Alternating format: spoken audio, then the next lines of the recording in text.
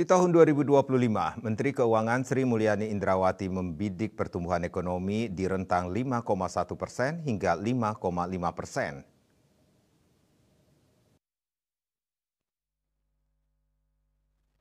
Sri Mulyani dalam rapat paripurna DPR tentang penyampaian pemerintah terhadap kerangka ekonomi makro dan pokok-pokok kebijakan fiskal di Jakarta, seperti dikutip dari kantor berita Antara, mengungkapkan pertumbuhan ekonomi yang lebih tinggi dan berkualitas yang pada tahun 2025 diperkirakan berada pada kisaran 5,1% hingga 5,5%. Basis proyeksi pertumbuhan ekonomi itu ditopang oleh terkendalinya inflasi, kelanjutan dan perluasan hilirisasi sumber daya alam (SDA), pengembangan industri kendaraan listrik, dan digitalisasi yang didukung oleh perbaikan iklim investasi dan kualitas sumber daya manusia (SDM).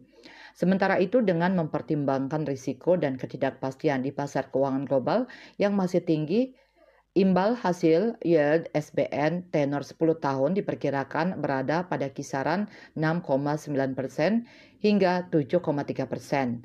Nilai tukar rupiah terhadap dolar Amerika Serikat diperkirakan berada di rentang Rp15.300 sampai Rp16.000, sedangkan inflasi diperkirakan dapat dikendalikan pada kisaran 1,5% hingga 3,5%.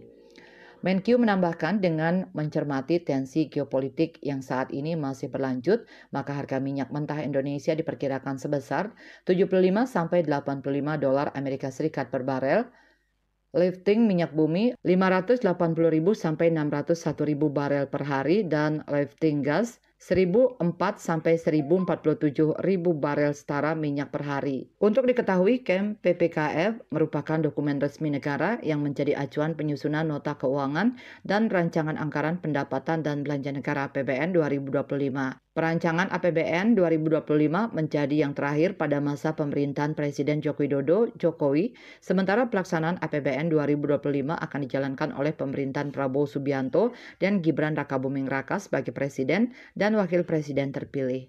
KMB Bali Pos melaporkan.